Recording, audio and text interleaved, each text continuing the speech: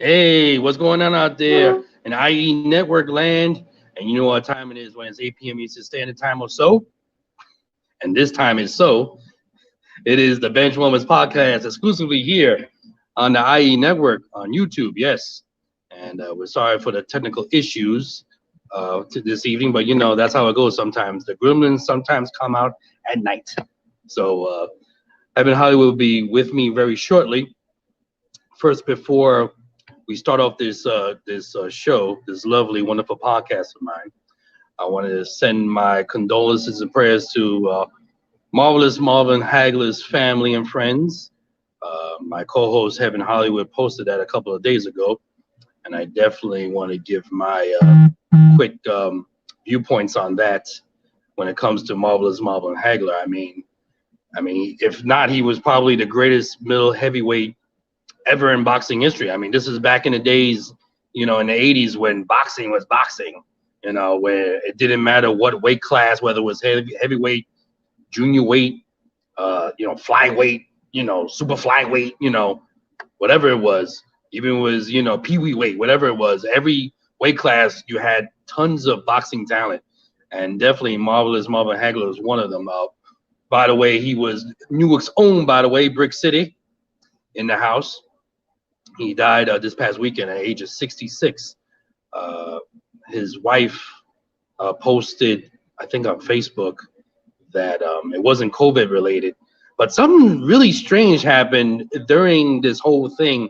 I don't know if a lot of people know, and Heaven's going to join us a little shortly. If he doesn't know what happened here, there's a little bit of, something strange going on when it comes to Marvin Hagler's passing.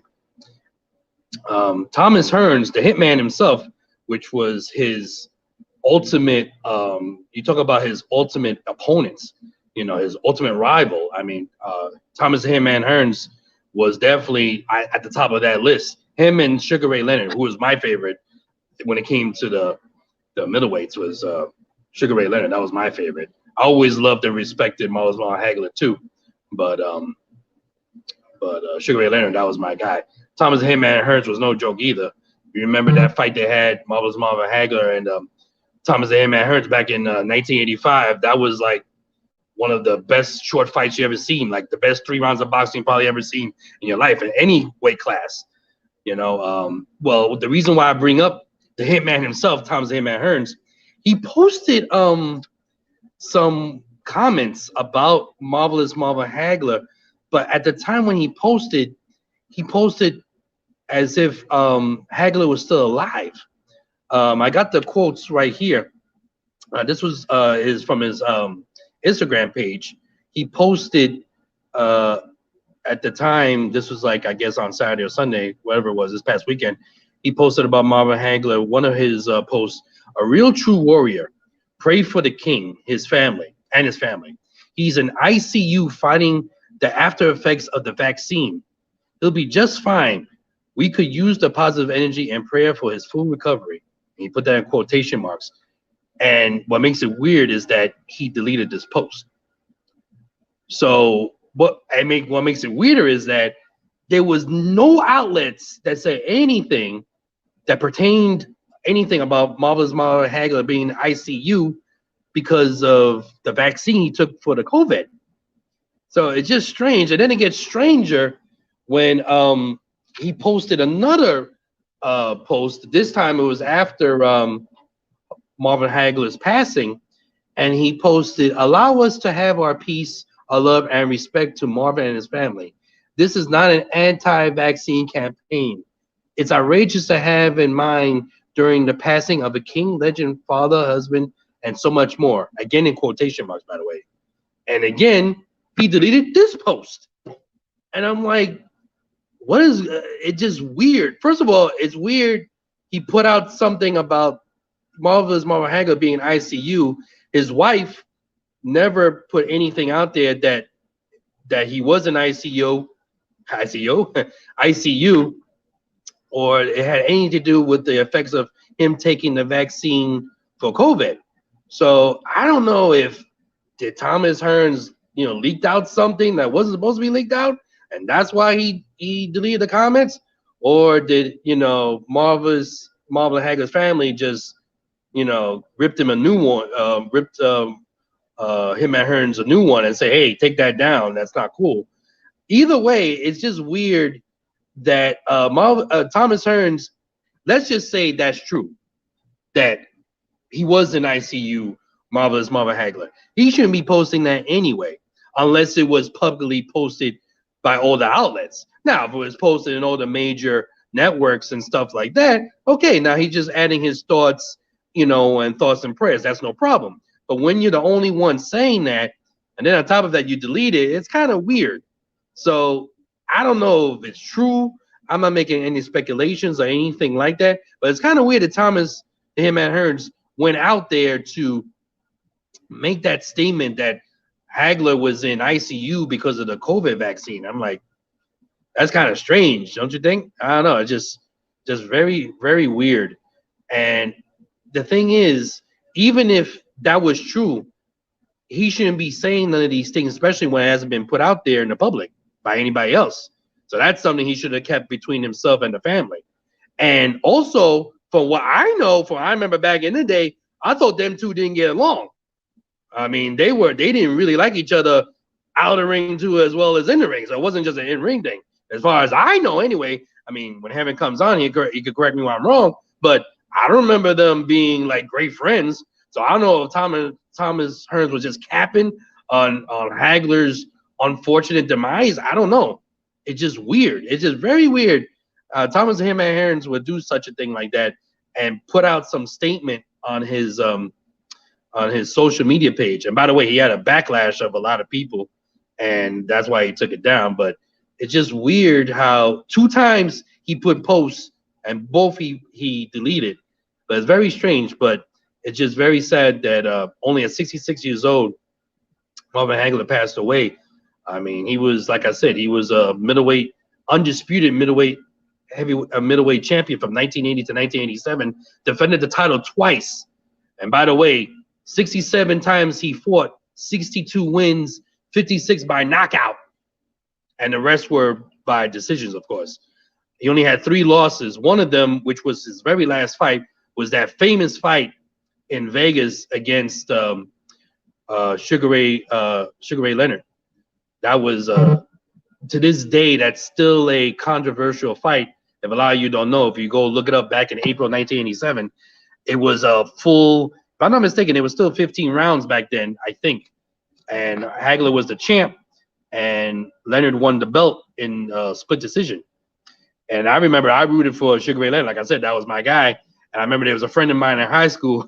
He was a Hagler guy, and he was so pissed off. I remember him telling me, you know, at the time when the fight was over, you know, a bunch of 14-year-olds, and we were like, and he was like, yo, he was screwed, man. I'm telling you, that was some crap. He should have won that fight. And I'm like, we're gonna watch that again, and you're gonna tell me if he did or not. And I remember I watched it a few times. Now I haven't watched it since then. I mean, we're talking about a long time ago. We're talking about, you know, 35 years ago. Matter of fact, next month would be 35 years ago since that fight. Jeez, I'm getting old. But yeah, it was that long ago, and I remember being very close. And I remember saying afterwards, well, you know what? They probably did, you know, gave the decision to Leonard, so for him to make a feel-good story with Leonard, because Leonard was making a comeback, if I'm not mistaken, at that time, because he had the eye issues and stuff like that.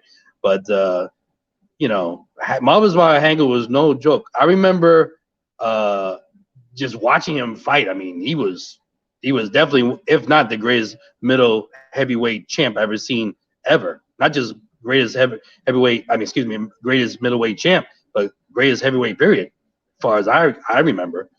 And I remember at the time, when Punch-Out came out for the Nintendo Entertainment System, I always thought Ball Bull was a character because of Marvelous Marvel Hagler, because he looked like Marvelous Marvel Hagler, Ball Bull from Punch-Out, Mike Tyson's Punch-Out. I always thought that.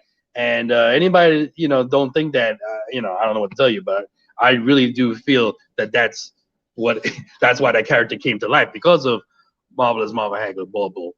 But yeah, rest in peace to Marvelous Marvel Hagler. I wanted to start the show by saying that, and go on from there. And 66 is just way too young. Now, as told by Heaven Hollywood, my co-host, if you haven't followed him on Instagram or YouTube, on here, by the way, on the IE network, you should, because, you know, he comes up with the scoops. And one of the scoops, which I'm about to talk to right now, only because it is sports related. This is not the Steph category right now, obviously, but A-Rod and J-Lo split up after 4 years. Now, to me, I'm not that surprised they split up. I was just wondering why it took so long. And then after it marinated in my head, I was like, you know, I wonder why it wasn't sooner that they split up, because it was just a matter of time with those two type of egos that something would happen sooner or later. And we all knew it was going to be A-Rod's fault sooner or later. Now, just peep what I'm about to say and just think about it. I think A-Rod really, it was more than just a relationship when it came to J-Lo. I think it was more of a business, public relations relationship than it was a loving relationship. That's just my opinion. And here's why I say that. If you remember, back in late 2013, A-Rod got suspended because of his 2 times he used steroids. The second time, it was the second strike on him, right? So he got suspended the rest of that year in 13 and the rest of the year in 14. So he did his suspension. You never heard from him. He stayed away from the public eye. Now, there were times before that, prior to the suspension, when he was making these excuses like, well, you know, MLB's against me and all this and blah, blah, blah. And he tried to sue, you know, the Yankee doctor and all this stuff. Meanwhile, it was true. He did use, you know, performance-enhancing drugs again. And again, he lied terribly and he lied very badly. So then he took his lumps. He, like I said, he got suspended the rest of that last 2 months of the 2013 season and the rest of the 2014 season, which, by the way, probably Derek Jeter was happy about, because he could have his retirement year in peace when he was having his bye-bye tour back in 2014. So, you know, he was happy with that. It just so happens that happened. How funny that all comes together. But then 2016 comes, you know, he tries to have a productive year, and the Yankees practically forced him to retire in August of 2016, which he reluctantly he did. He didn't want to. And he goes away. And then I think in that season, the postseason, he joined Fox as a studio analyst for baseball. And he did pretty well. And around this time, if you do the math, that's when he got with J-Lo.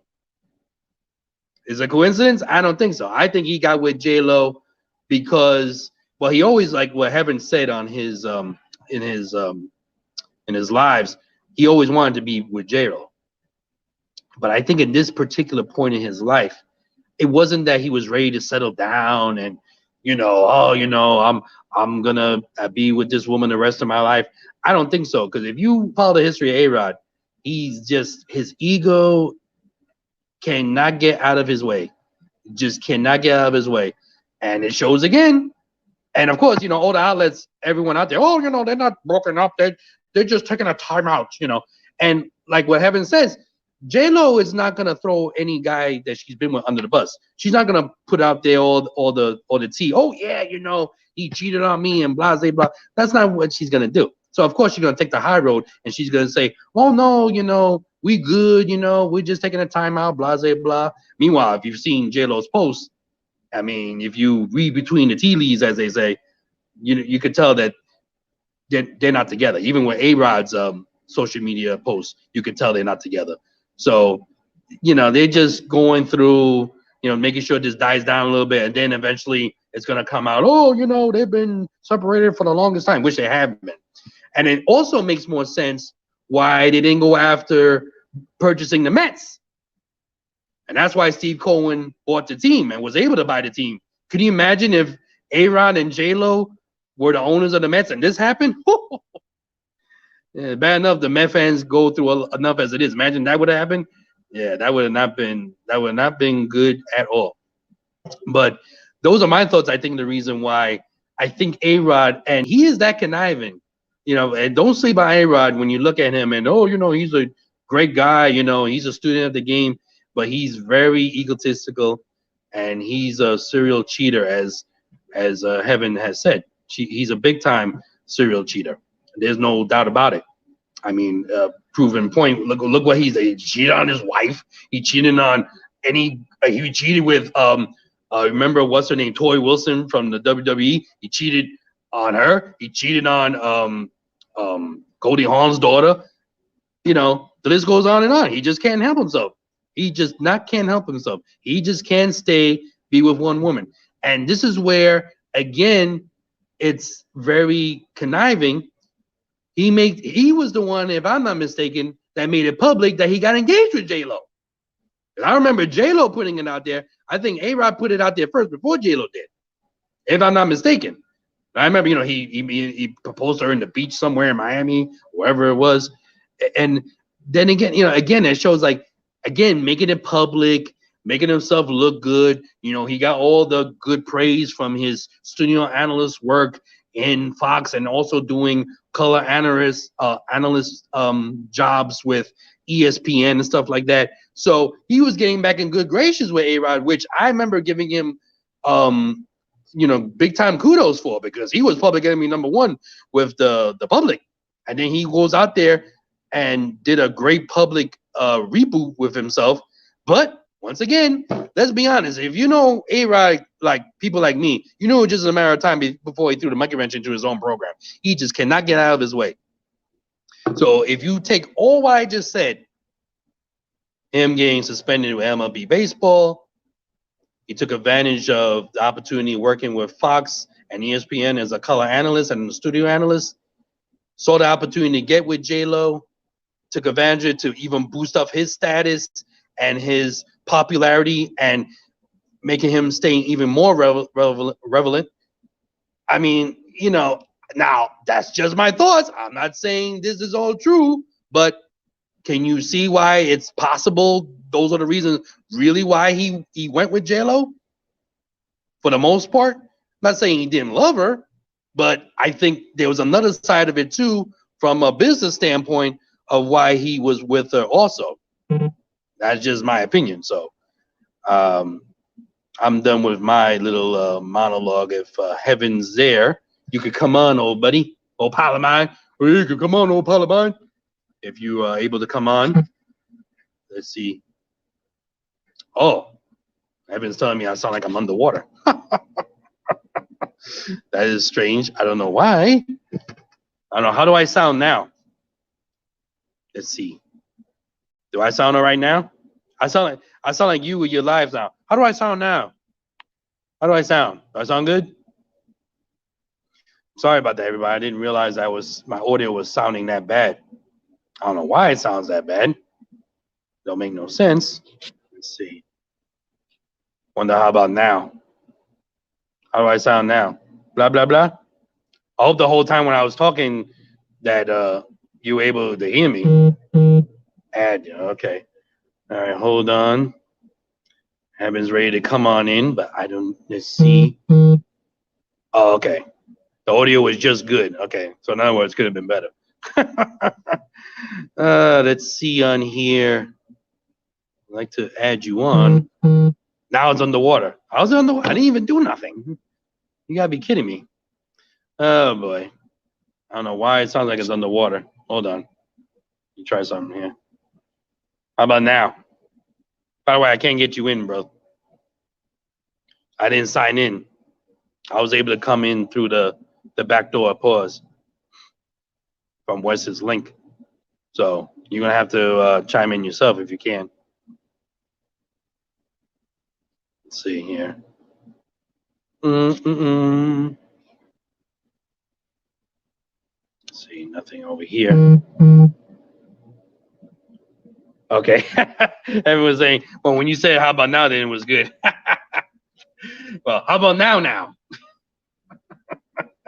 Try to get in if you can. I can't get you in because, like I said, I use it should say add to stream. Yeah, on my end, it doesn't say that. I don't see it on my end. Yeah, unfortunately, I don't. I think I have to actually sign in, which I didn't. I came in through the link that Wes gave me. So shout out to Wes Clark, by the way, the producer of this show, and Heaven will be on a little shortly. But yeah, so unbelievable when it comes to what happened with Marvelous Marvel Hagler's passing, and then with A-Rod J-Lo splitting up.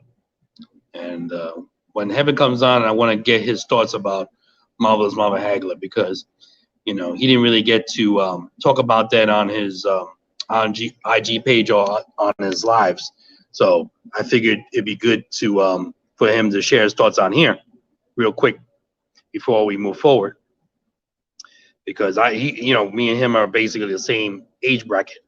I was 14 in Hagler's prime, and during those times, well, he was already in his late 30s by then, Hagler, because by the time I think when he fought Leonard, he was like 37, which is very old in boxing years. Then George Foreman defied the odds of that and broke the mold on that. Fighting at in his 40s, you know what I mean? So, yeah. So while we're waiting for Hev, I can talk a little bit about this before Heaven comes on. The March Madness is about to start later this week.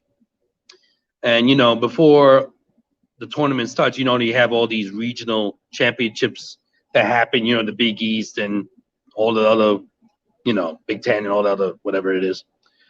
And Patrick Ewing was leading his Georgetown Hoyas. He's the coach. He's been the coach of the Hoyas now, I think about for 3-4 years now. It's been at least a while now. And he was leading his Hoyas trying to win the Big East title, which he did, by the way. Oh, here we go. Heaven's here. Hold that thought.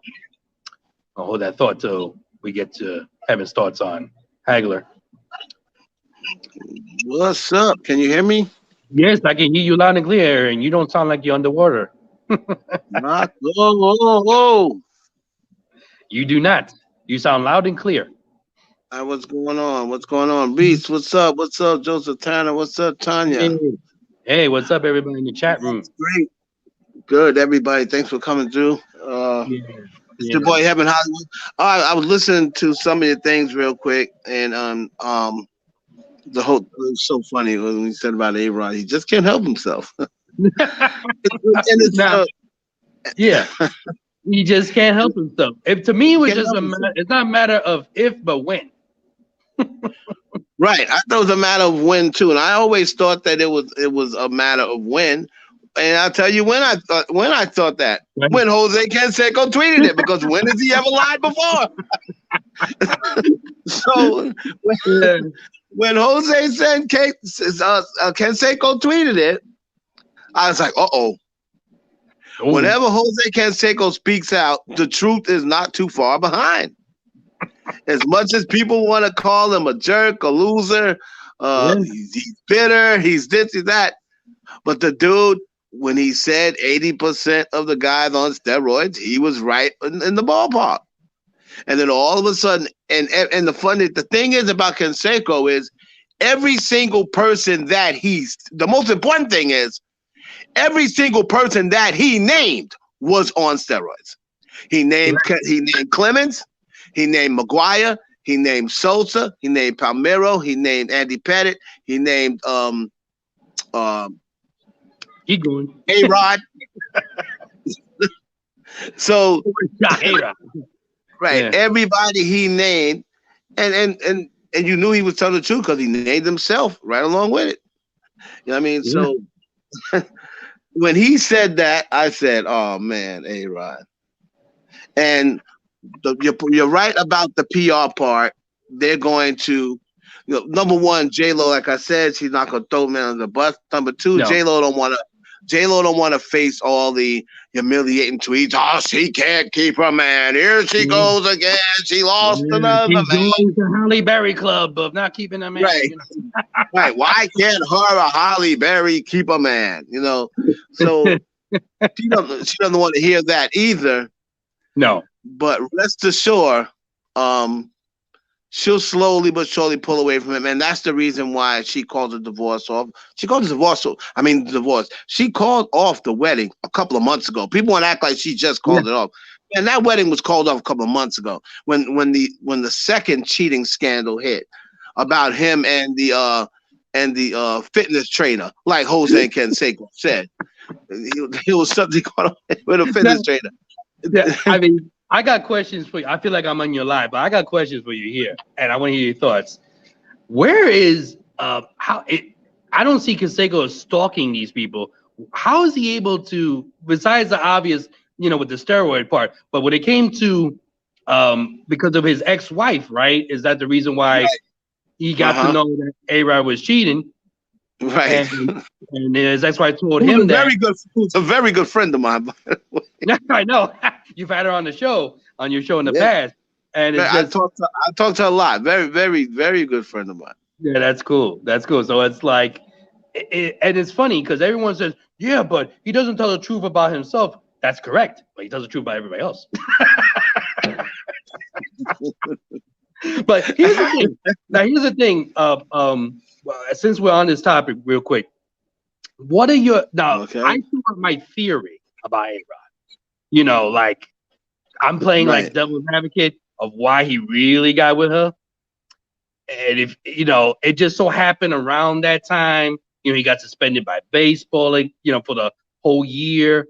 He comes back, public game #1. The Yankees forced him to retire. That fall in 2016, he got the Fox job. He did a great job, which, let's be honest, he did, doing the studio analyst. Yeah. So then he goes one step further and, oh, what a coincidence, got with J-Lo. Right.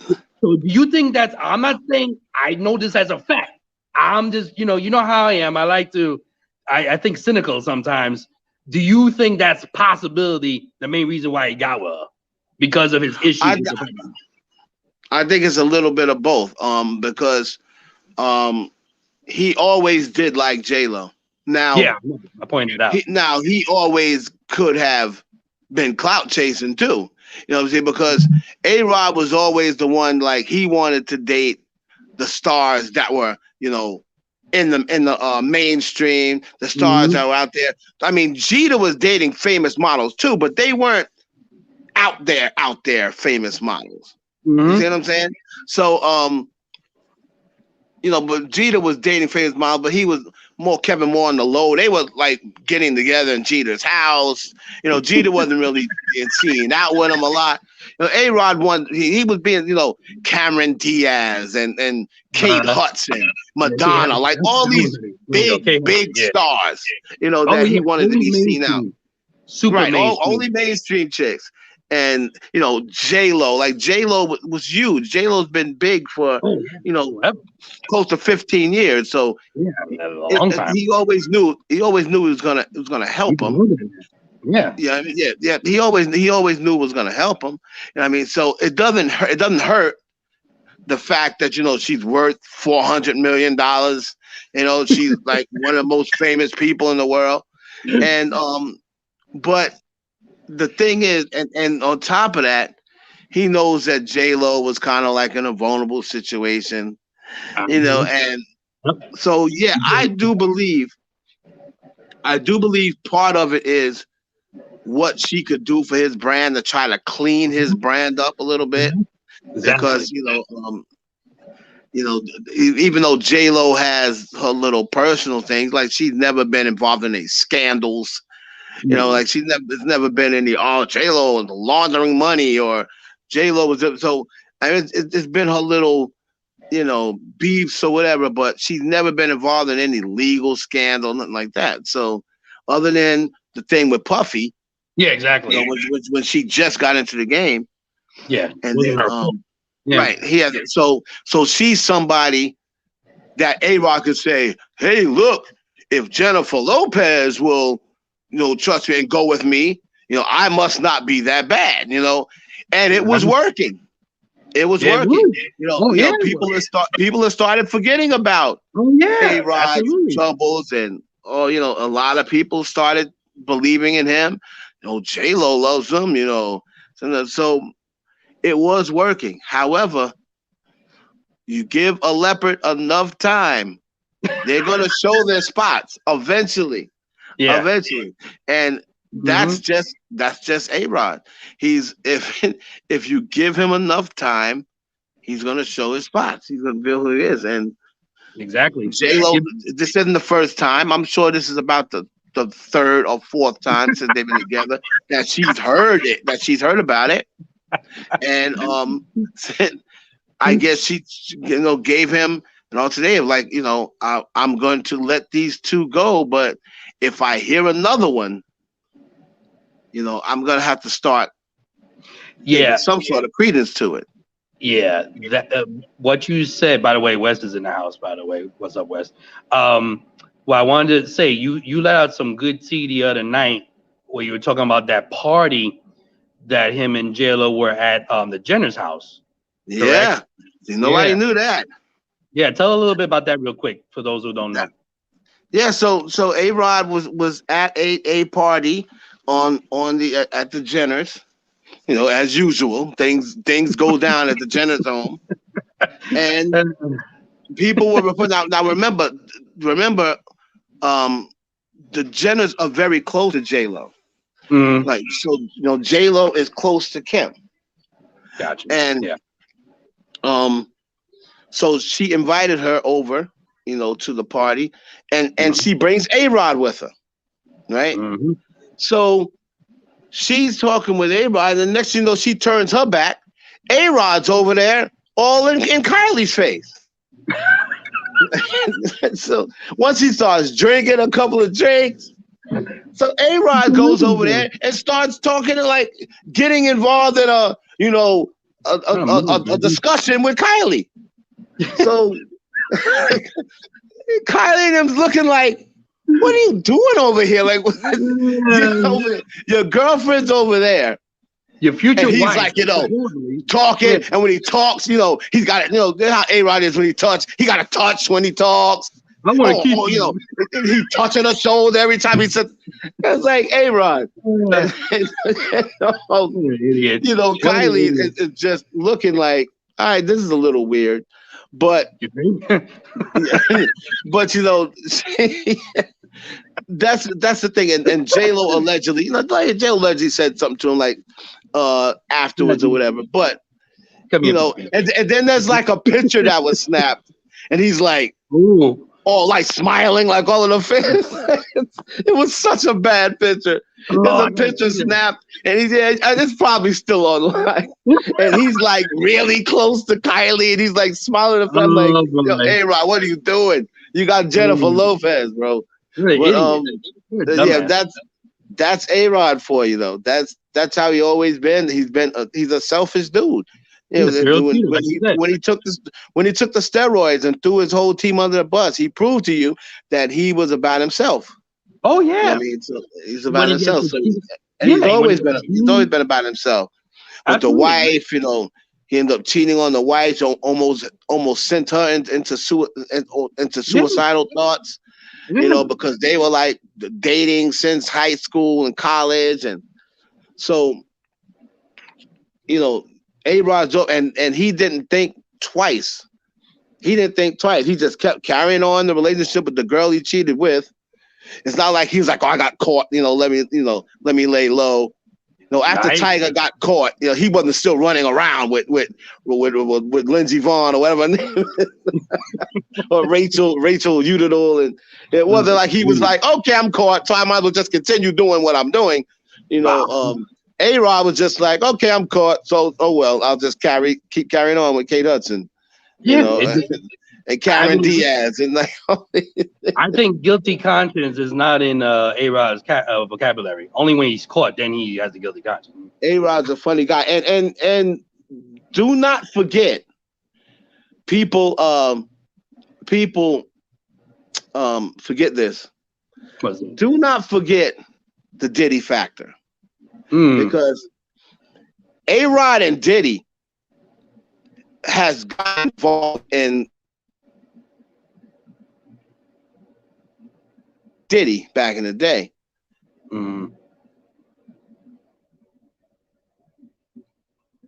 Took Cameron Diaz from A-Rod. Diddy took Cameron Diaz from A-Rod. Wow. So don't. I don't think it hurt A-Rod to get with J-Lo.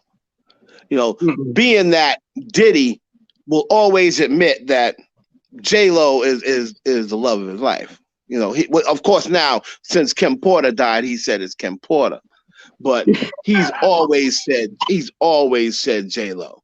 He's always said J-Lo. So that's another little underlining factor.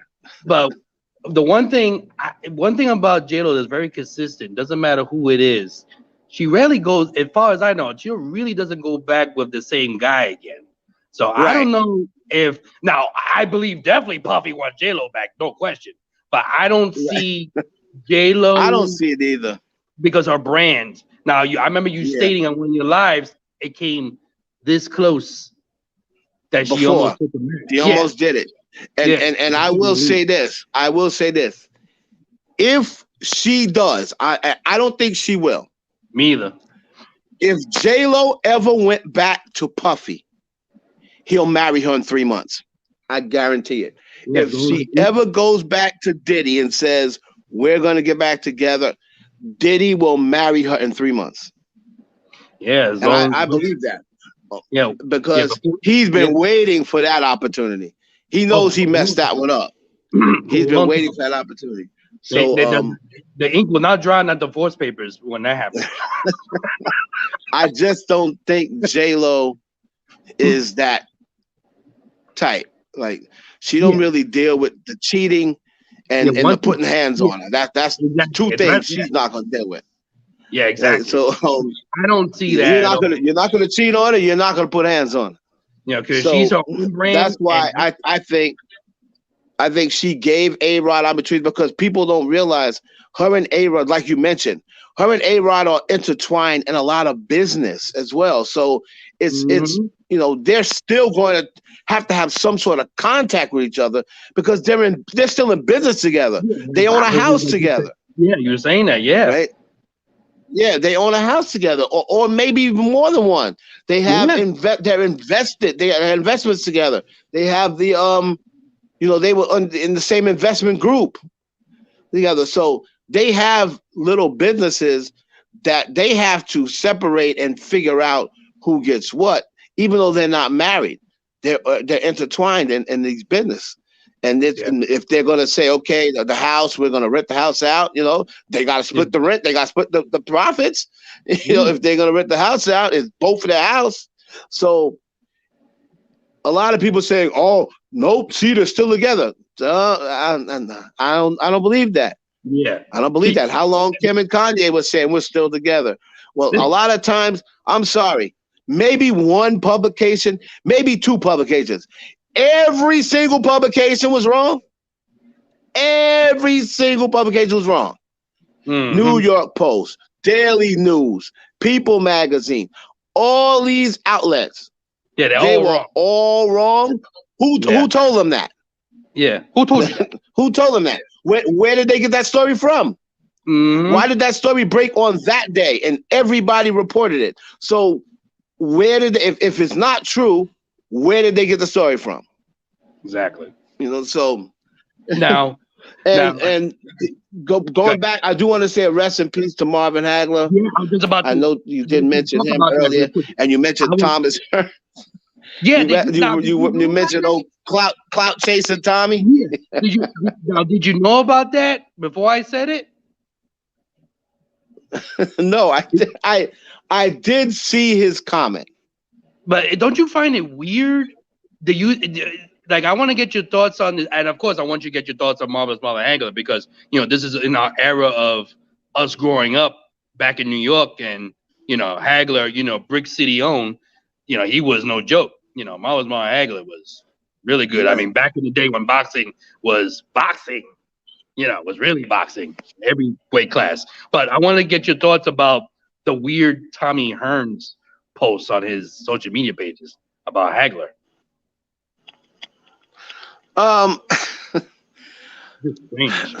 Tommy Hearns is number one. Tommy Hearns. Let's just put this out there. Tommy Hearns ain't been right since the 90s. After he took all those blows to the head by Hagler, Oh yeah. Tommy Hearns ain't never been right. Let's not forget. You talk about the man who said about Grace Jones, me and Dace is Grayton instead of me and Grace is Dayton. So the moment he said that, oh wow. I said this dude's eggs are scrambled. Wow.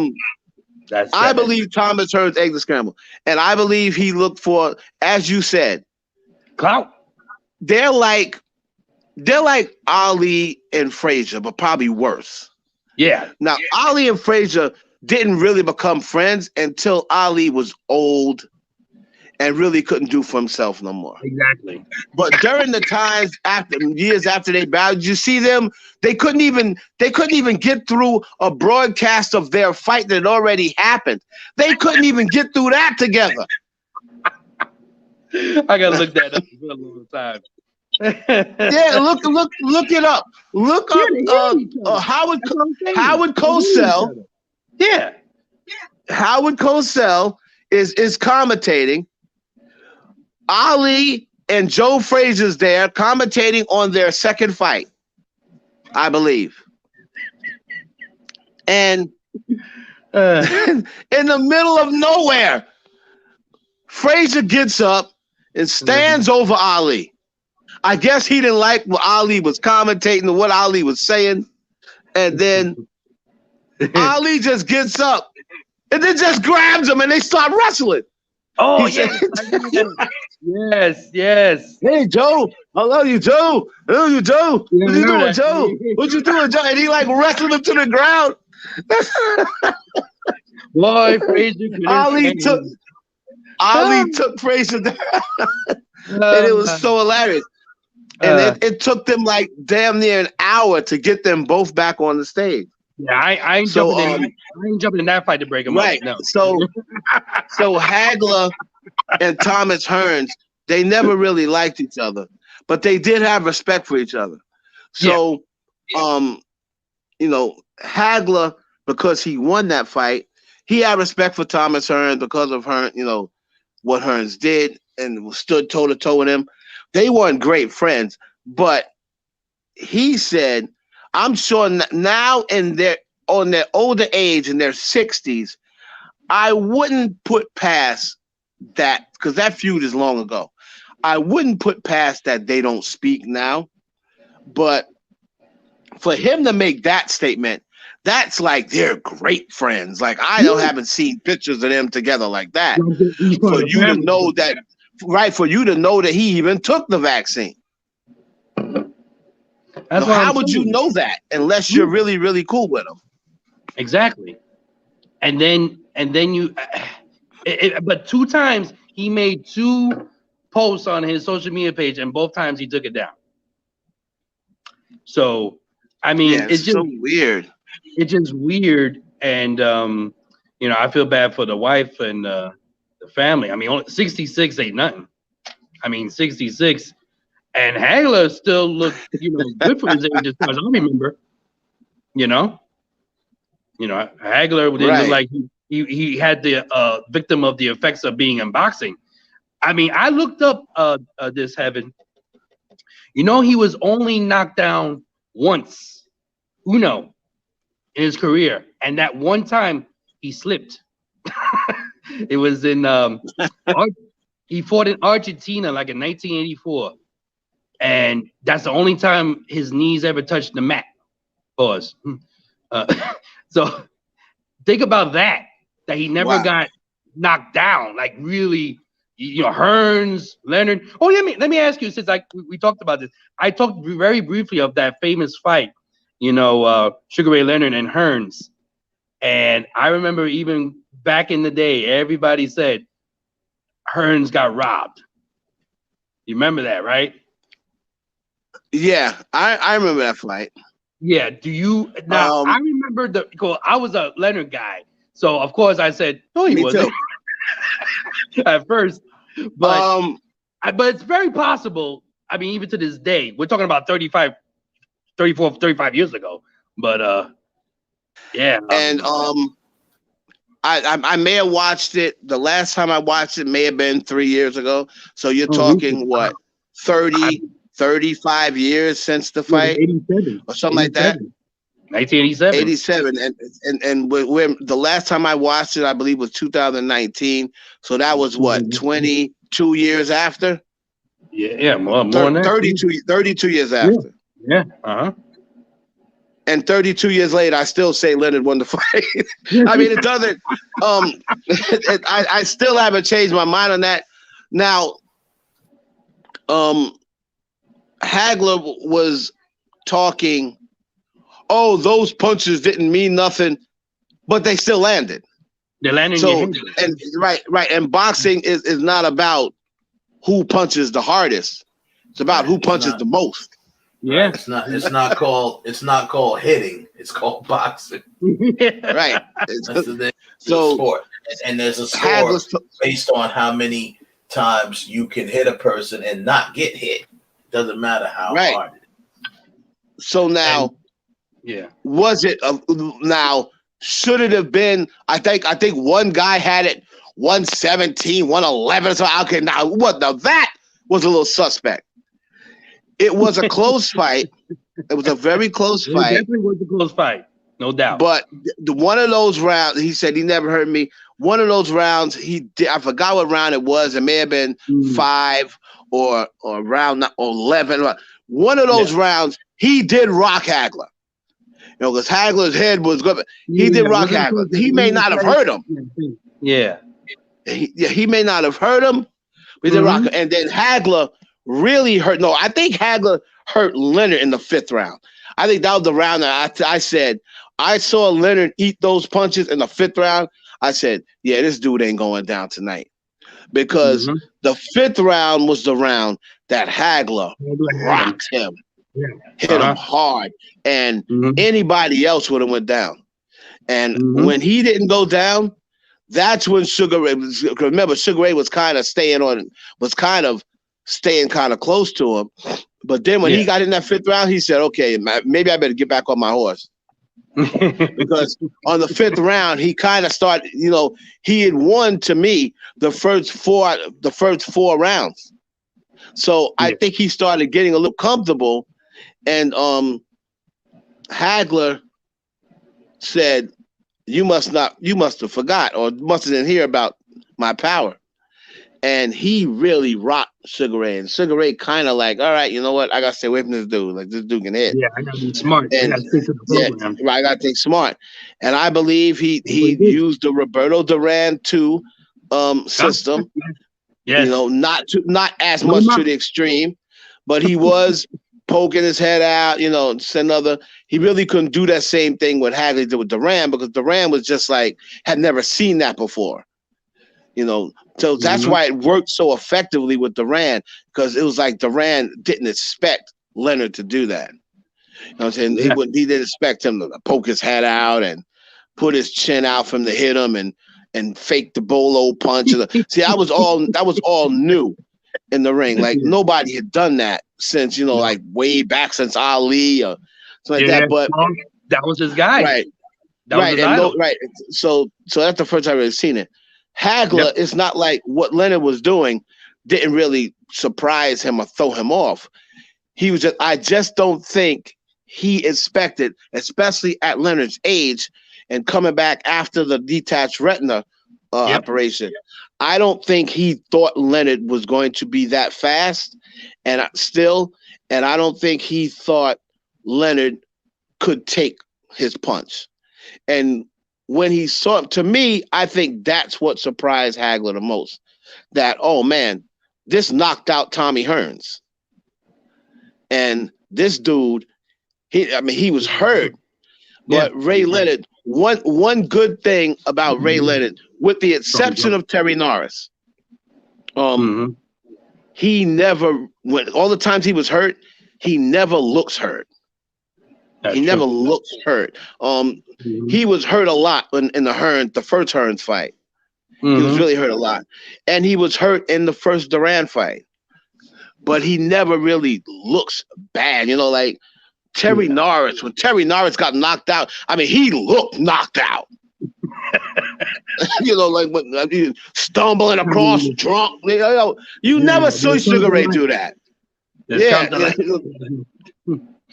You never see Sugar Ray do that. You know what I mean? No. So he would be hurt, but you don't never, with the exception of Terry Norris when he went down hard. He never looked hurt. I've never seen him stumbling across the ring, stuff like that. So I was surprised at Hagler at Hearns' comments, and then you're deleting them. That just makes them seem more suspect. Stand on it. If you truly believe that, why don't you stand on it and leave it up? Leave up both tweets. So I do agree. That's a little suspect. That he's going to delete his tweets. After twice. He knew people saw him. Yeah, I found that out. I was like, that is just weird, and I'm surprised it's not talked about more. That shows you how boxing is not popular no more. Back in the day, that would have been like, what? That would have been like, that shows you right there when a sport is not as popular as it once was, and a certain news breaks out, unless it's something very really. And why isn't boxing popular anymore? Like I said, this is why I called Nicki Minaj the Floyd Mayweather of female rap, because everybody said, I can't wait till Floyd retires. I hate Floyd Mayweather. Get him out of here. When he gets out of here, other people will have a chance, and we'll think about. And now, since he's been out, nobody cares. Nobody cares. And then when he did leave, people, where's Floyd? Floyd don't want no part. Floyd retired. You said you wanted Floyd to retire. No. But then as soon as Floyd retired, Floyd didn't want no part of so-and-so. He doesn't want no part. I mean, it's the same thing with Nicki Minaj. When is she gonna leave? When is she gonna leave? I'm so tired of her winning. Let other girls win. And then when she disappeared that time, and from December, I think it was from like November to January. We're putting out an APB. Where's Nicki Minaj at? So it's the same thing. It's the same thing. When she's not in rap, as you can see now, she hasn't put out a record this year. She barely put out a record last year, a couple of features. She didn't get nominated for Grammys. She wasn't at the Grammys. But she's the #1 trending topic on Grammy night. Yeah. You see, so it's the same thing with Floyd. When these other fights were happening, when once Floyd retired, what do you think about him? Floyd don't want a part of him. and Floyd's retired. Like y'all asked him to do. Y'all asked him to retire. And now you find out, the same thing with Nicki. Thank God thank God Megan Thee Stallion exists right now. But you think and say, you know what? Them other guys ain't all that talented. They're not all that. They're not must see. As Stephen A. says, they're not box office. They're good fighters, but they're not box office. Floyd Mayweather was box office, regardless of whether you liked him or you didn't like him. He was box office. So them other dudes, they ain't box office. Look what happened to Jimmy Ace.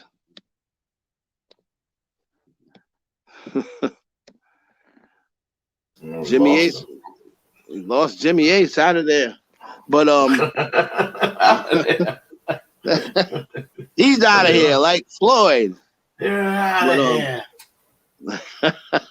But anyway, you are watching. You're listening ejected. He got ejected. You're out of here. Right. You're listening to the Benchwarmers Sports and Stuff podcast. With your host, Jimmy Ace. Now, I don't know how he's going to get back on, but maybe you can see him. If he comes back on, you might be able to see him and maybe to let him back in. But if I see him, I'll put him back in. A big rest in peace to Marvin Hagler.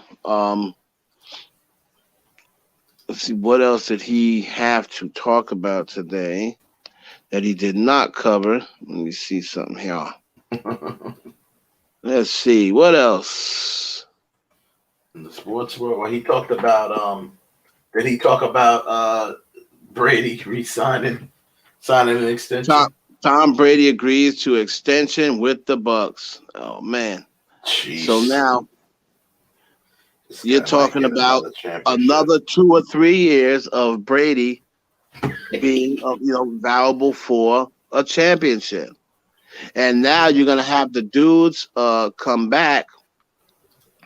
I know they're gonna re-sign two very important guys on defense. Shaq Barron re-signed, and Levante David re-signed. They're 2 leaders on defense, so they're bringing them back.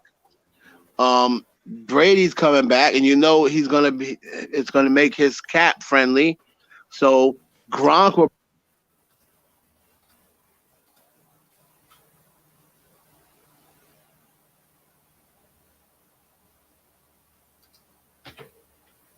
Now I can't hear you. You broke up. Whole lot of technical difficulties going on here. You can't hear me? Now I can. I couldn't before though.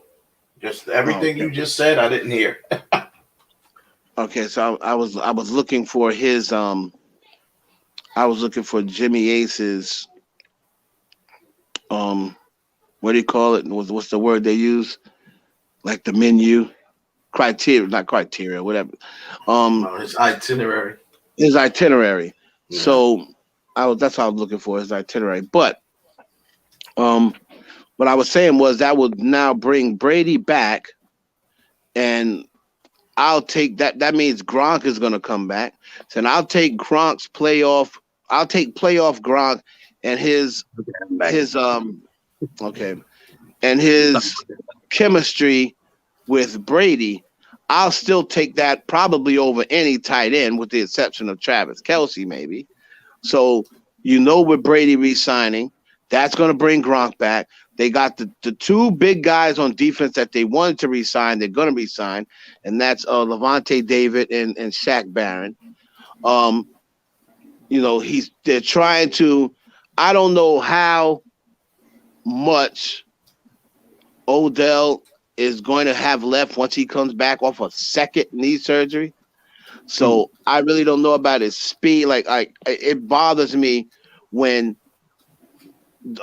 guys that have speed for a main part of their game, when they get knee injuries. And this last knee injury was nasty. I think he tore his Achilles.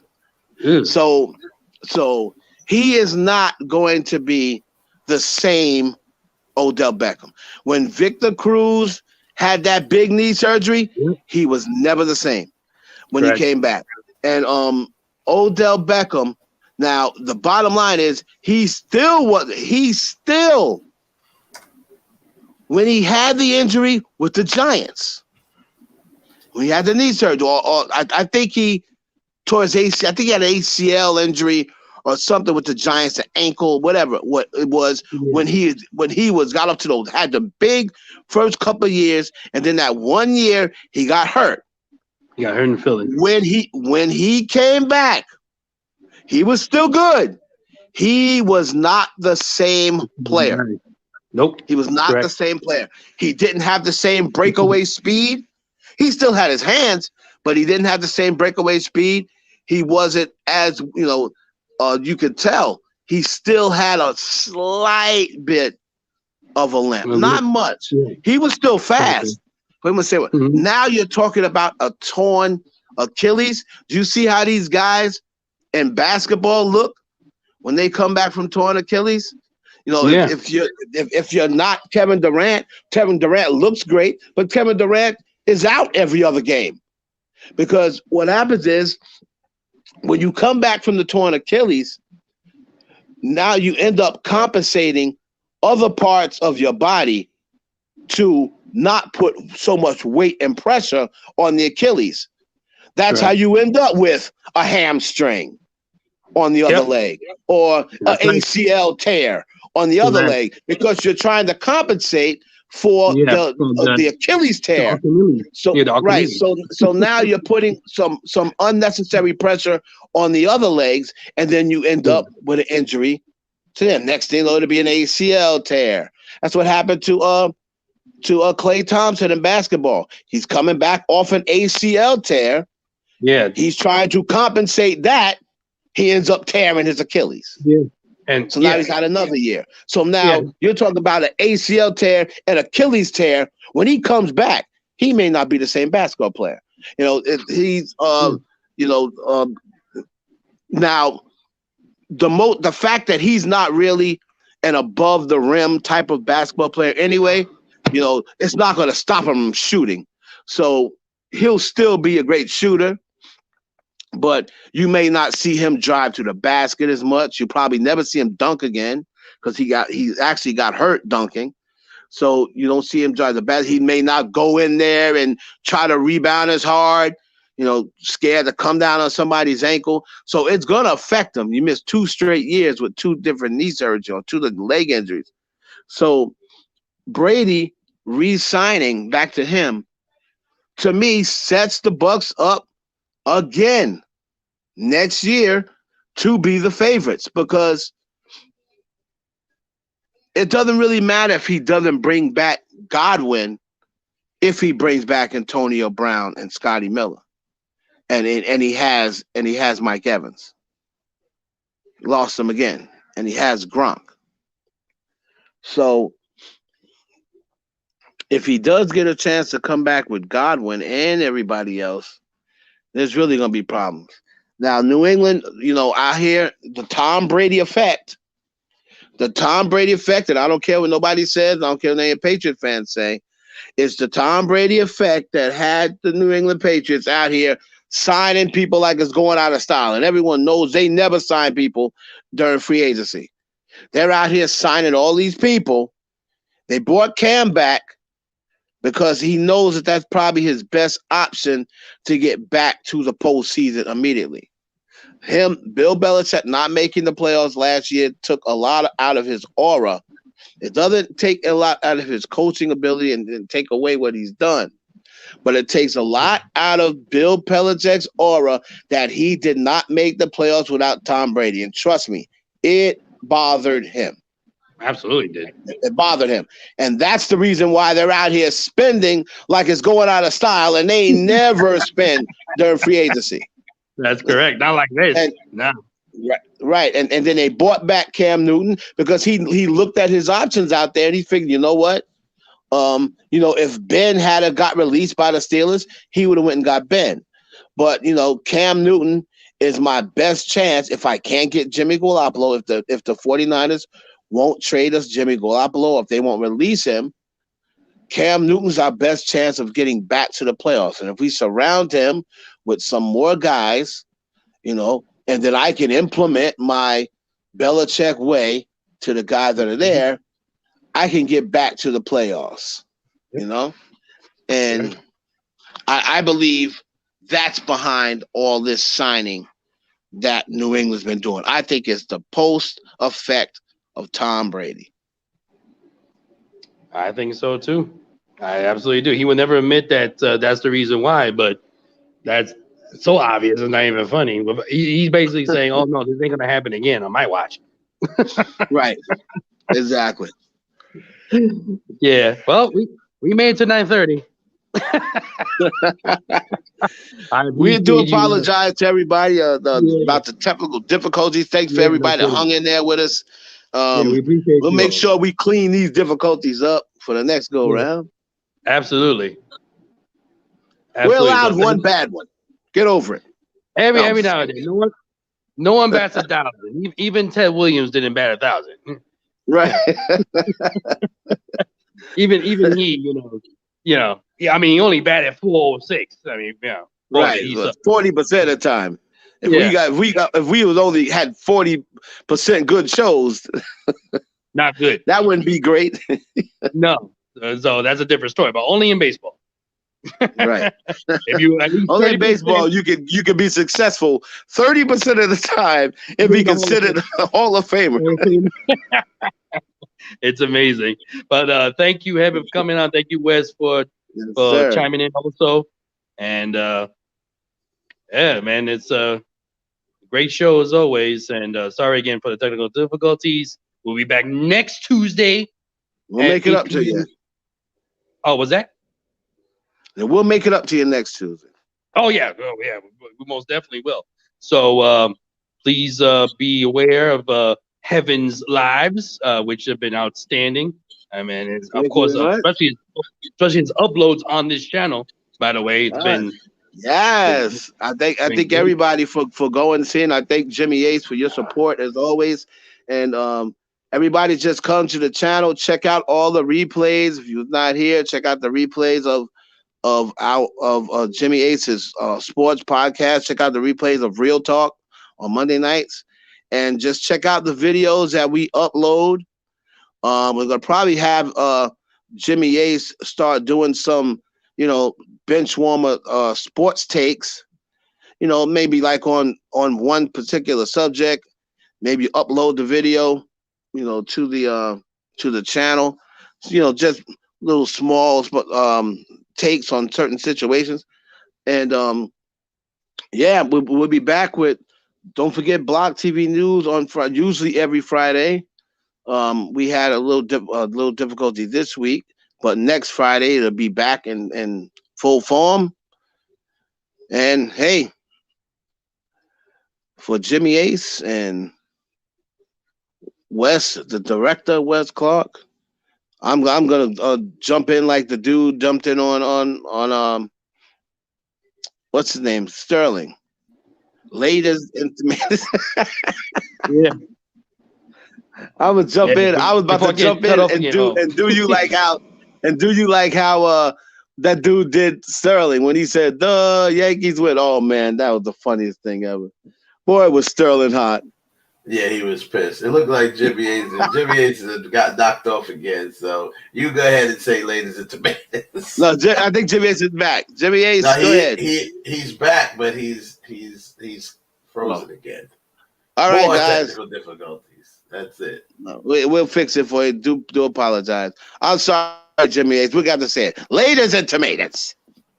All right. Peace.